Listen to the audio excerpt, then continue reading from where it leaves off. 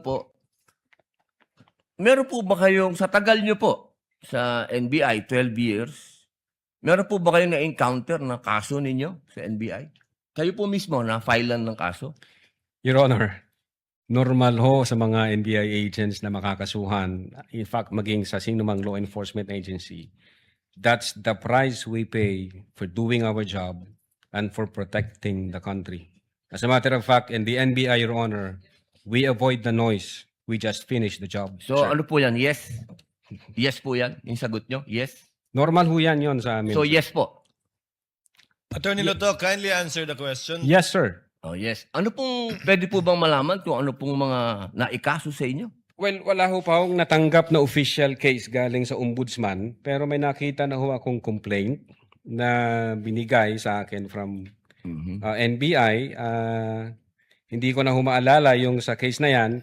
Pero nung chinek po namin yung case na yan, Your Honor, sabi ko doon sa mga kasama ko, tingnan nyo nga yung validity at authenticity ng case na to. Pinuntahan ho namin yung nagnotaryo, I think So meron Makati po, ano? Court yun. Oh. Yung Makati Court, nag-issue ho ng certification na fake yung notary. Diyan sa reklamo na yan. So sabi ko, huwag nyo nang pansinin, marami tayong trabaho. Kung fake yung notaryo na yan, mere scrap of paper yan. Huwag na nating pansinin. Although, nag-aantay po ako, Your Honor, na mag-notify sa akin ng OMB kasi sasagutin po namin na eto ho ang nakaalap namin, may dalawang Chinese na nagreklamo. Chinek ho namin doon sa BI, yung dalawang Chinese na yan, I think, 9 months nang overstay at pinaghahanap din ng... Ano pong kaso po Bureau of yung Immigration. ipinatong sa inyo? Anong kaso? Hindi ko maalala, Your Honor. Meron ho, may mga kaso ho doon na nakalagay. Pero again, sabi Wala ko po nga, kayong isa kahit maalala na ipinatong sa inyo? if I'm not mistaken, arbitrary detention, may ganun ba? May unlawful arrest?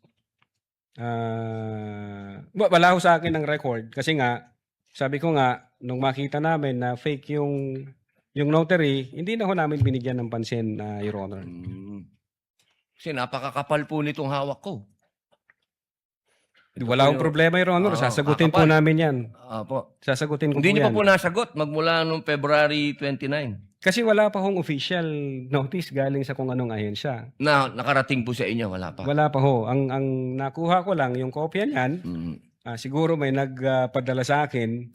Sabi ko, teka muna, wala akong official na nare-receive from OMB. So, nung chinek ho namin, kung nag-i-exist ba yung kaso, fake yung notary, hindi na namin So, ibig niyo binigyan ng pong pansin. sabihin hanggang ngayon, hindi kayo sigurado kung nag-i-exist to. Dapat may notice na ako from ombudsman. Di ba po dapat ang reaksyon ng isang tao kapag may kaso, harapin? Precisely, Kasi Your Honor. Hinihintay ko nga po yung notice from ombudsman. Pag meron na hong notice Wala ang po kayong ombudsman- notice hanggang ngayon? Sa Wala pa ombudsman? po, Your Honor. Yun nga ang inaantay ko kasi sasagutin namin kasi meron po kaming certification na fake yung notary. Inaantay ko po, Your Honor. Mas maganda po, maharap nyo kagad. Definitely, hindi ko lalong-lalo namin na po- tatakbuhan yan, sir. Kasi napakahalaga po ngayon nito. Yes, sir. Oo, ito po ay ang pinag-uusapan natin.